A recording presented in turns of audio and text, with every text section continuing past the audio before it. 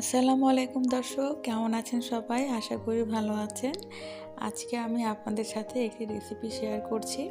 তা হচ্ছে কচুর মুখি দিয়ে টক ডাল রান্না করেছি। অনেকের কাছে হয়তো এই জিনিসটি খুবই পছন্দের একটি খাবার, আমার কাছে তো অবশ্যই।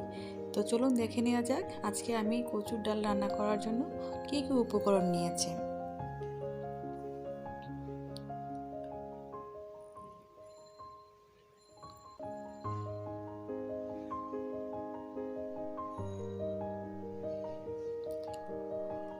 প্রথমে আমি এখানে নিয়েছি হাফ কাপ পেঁয়াজ কুচি, আস্ত কাঁচামরিচ এবং ধনিয়া পাতা কুচি, 1 কাপ চিংড়ি মাছ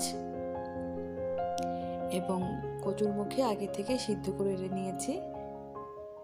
নিয়েছি হাফ কাপ আপনার তেঁতুলের টক।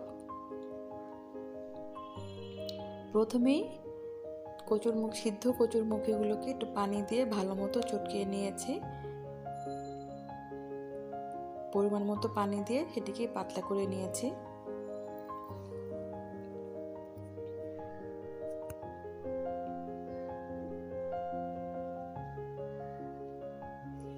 একটি প্যানে পরিমাণ মতো তেল দিয়েছি।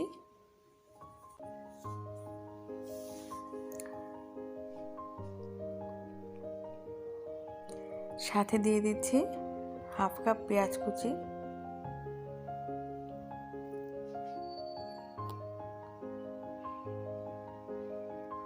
পেঁয়াজ কুচিকে কিছুক্ষণ নাড়াচাড়া করে একটু লাল লাল করে ভাজতে হবে।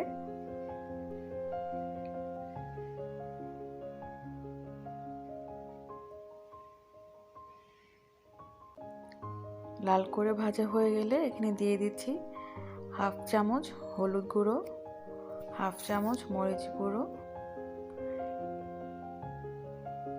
এবং স্বাদ মতো লবণ। আপনারা আপনাদের স্বাদ অনুযায়ী লবণ ব্যবহার করবেন। সমস্ত উপকরণ একসাথে কষিয়ে নিচ্ছি। একটু পানি দিয়ে ভালো মতো কষাতে হবে যাতে হলুদ মরিচের গন্ধটা যাতে না থাকে।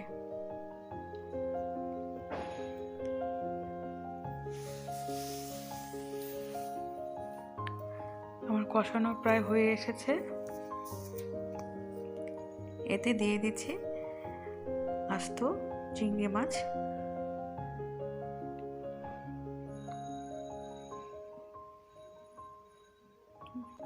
কিছুক্ষণ ভালো মতো কষানোর পর ঢাকনা দিয়ে এটা ঢেকে দেব যাতে মাছটা একটু সিদ্ধ হয়।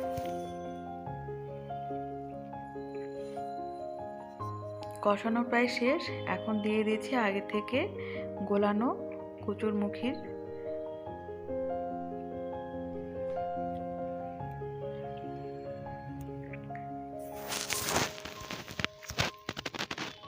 আমি এখানে আর একটু পানি ব্যবহার করেছি যাতে ডালটা একটুখানি পাতলা হয়।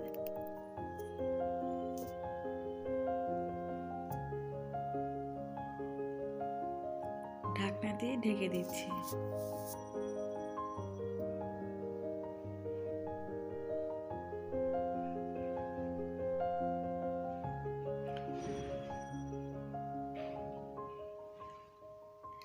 এখন দিয়ে দিচ্ছি তেঁতুল গোলানো পানি।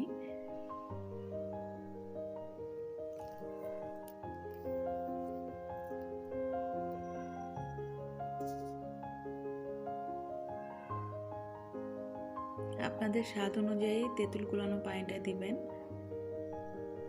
স্বাদ বাড়ানোর জন্য দিয়ে দিচ্ছি আস্ত গোটা কাঁচামরিচ এবং ধনিয়া পাতা। ধনিয়া পাতা এবং কাঁচামরিচের যে একটা ফ্লেভার আছে সেটা গন্ধ অতুলনীয়। তো ফ্লেভারটা ঠিক রাখার জন্যে আমি এখানে ঢাকনা দিয়ে ঢেকে দেব কিছুক্ষণ।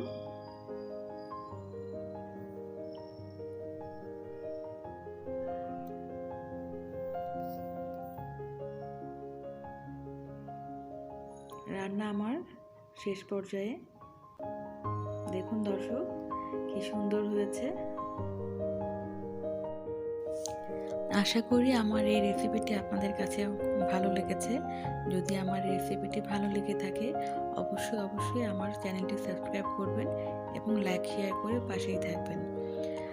আমার আরও রেসিপি পেতে হলে অবশ্যই আমার চ্যানেলটির পাশে থাকবেন।